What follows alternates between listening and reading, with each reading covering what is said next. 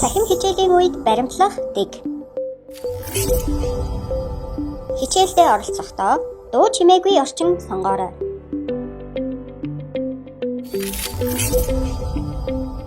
Интернет орчноо бэлтгээрэй.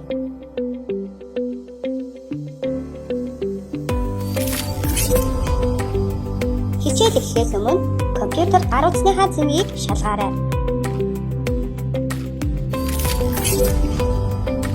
Хичээлийг бичиж тэмдэглэх зүйлсээ бэлтгээрэй.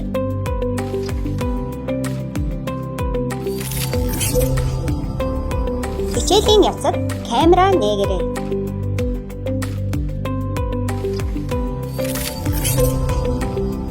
Ярих шаардлага гарсан үед гараа өргөж мэдэгдээрэй.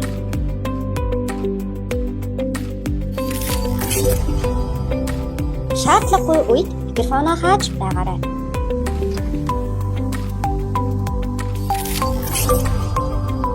Бусдыг анхааралтай сонсоорой.